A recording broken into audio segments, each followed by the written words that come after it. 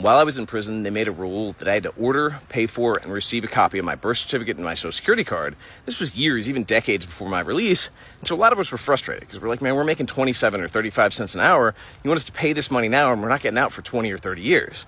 But in the end, it was a good idea because the day I got out, among all that other paperwork, I had those documents. They also printed out a copy of my prison ID, which isn't a legally binding document, but it showed where I was at. So when I went to the bank and I was like, hey, excuse me, sir, really need to open an account. I don't have the normal paperwork. He looked at it, he said, well, this isn't standard and this isn't policy, but we'll find a way to make it work.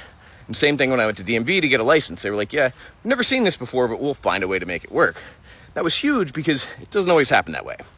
I have a buddy who went out and he got an interstate compact, which is he was going back to his family in another state. So basically, sometimes they'll let you change prison systems. Sometimes they'll just let you change probation. Like for him, they said there's no point in trying to keep you on supervision here in Virginia because, hey, all your family's in Mississippi. So sent him to Mississippi. He got down there, didn't include any of his paperwork.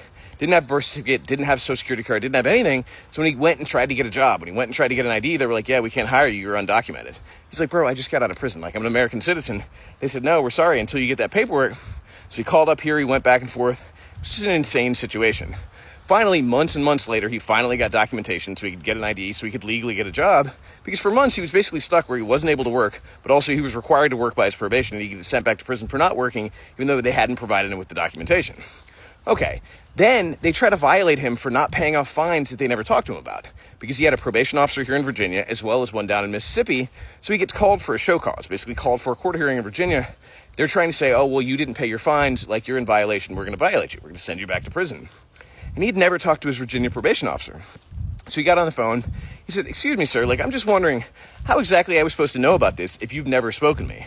And from what I've heard, standard procedure is if you are my in-state person, like if you're the person representing me in Virginia, even though I'm in another state, you have to talk to me. And that's just one example of some of the barriers that people face when they get out of prison, where they aren't given the paperwork or the documentation they paid for, the things that they're supposed to have, or they're held to rules or expectations that nobody explains to them, or expected to pay things that nobody ever told them about.